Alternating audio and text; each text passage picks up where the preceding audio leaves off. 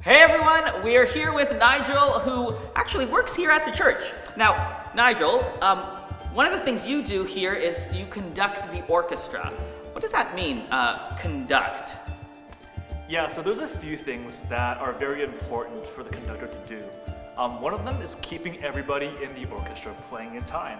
So if the piece is really fast, they all need to know how fast, and if the piece gets slower or faster, everyone needs to slow down or speed up together all in time.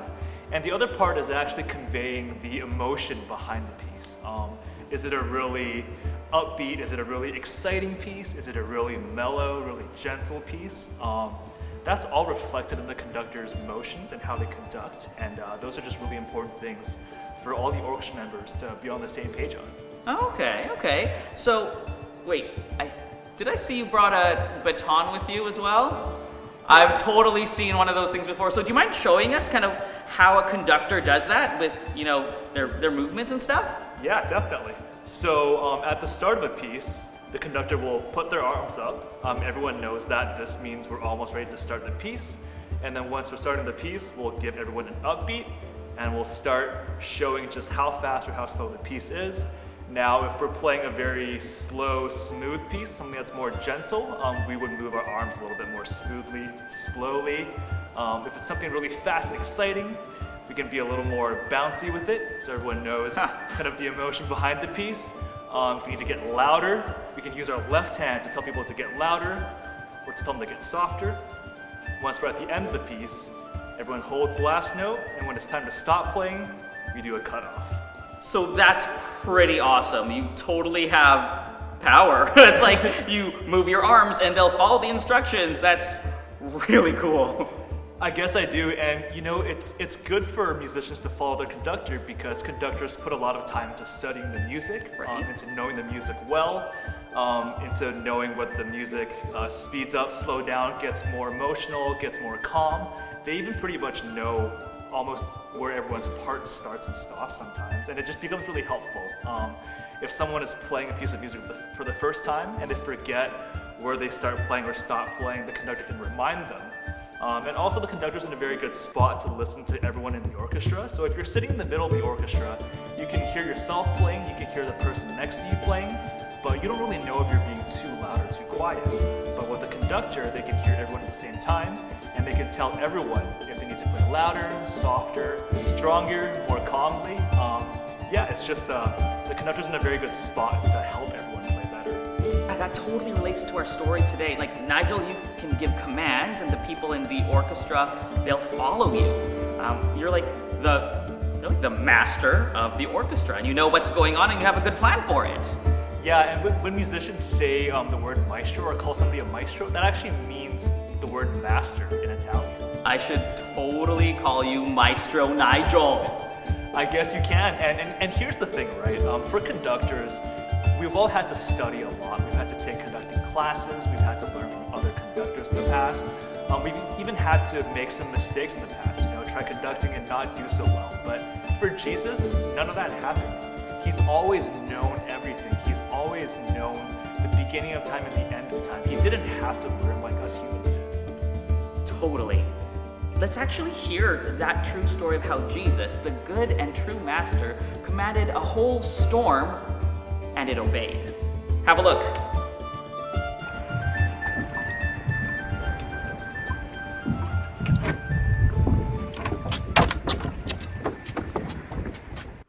Hey everyone, we are here in Indian Arm. It's a pretty awesome spot in the Lower Mainland.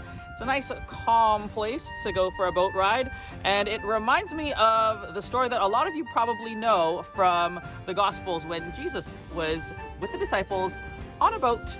So Jesus was going to cross the Sea of Galilee with his disciples in their fishing boat, and as they were headed there, Jesus was falling asleep. After all, he'd been preaching and teaching the crowds for a long time, and he needed some time to rest. He fell asleep, and then something happened on the water. So obviously there was no motor on the boat for the disciples. But to tell the story a lot better, we're gonna make some waves in the middle of their trip while Jesus was asleep. A storm suddenly came.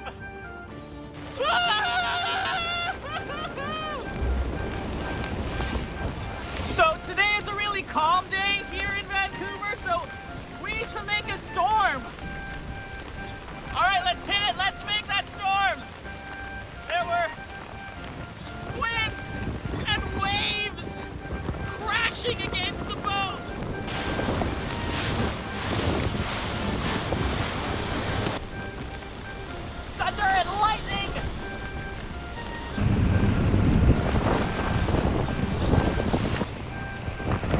All right, I'm holding on for dear life because this is pretty terrifying.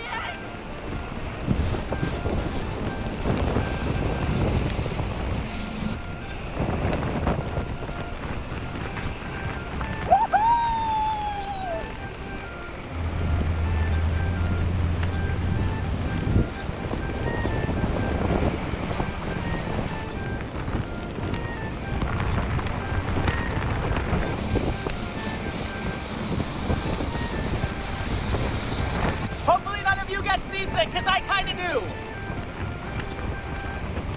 So as the disciples were hanging on for dear life, trying to get the water out of the boat, trying to figure out how they're going to survive in that storm, they realized Jesus was asleep.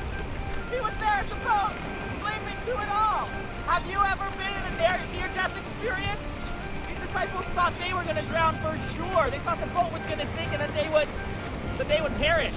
And so the disciples, they rushed over to Jesus who was asleep and they took him awake saying, Master, Master, get up. Don't you care that we're going to drown? Don't you care that we're sinking?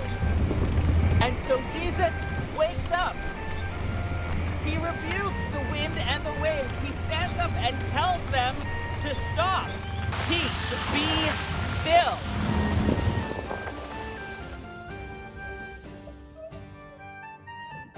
And the wind and the waves, the storm and the rain and the thunder and the lightning, they all stopped. And the water was calm. And the sky was clear. Jesus said to them, "Why were you afraid? Oh, you of little faith." He was telling them, why did you need to be afraid? I'm with you. You should have believed in me. You should have remembered that I control it all, that I can take care of it. I can take care of you. Now, the disciples, they saw all this happen. They saw the huge storm. They were the ones screaming in terror for their lives. And all of a sudden, Jesus commands all of it to stop. And it does. So that totally freaked them out. They thought to themselves and said to themselves, what sort of man is this? Even the wind and the waves, they listen, they obey him. I don't know about you, but I can't get nature to listen to me. I mean, even right now, we had to make a fake storm because it's a beautiful day today. We had to spin the boat around and try to make waves because we can't just say, hey, cue the waves. Or wind, blow.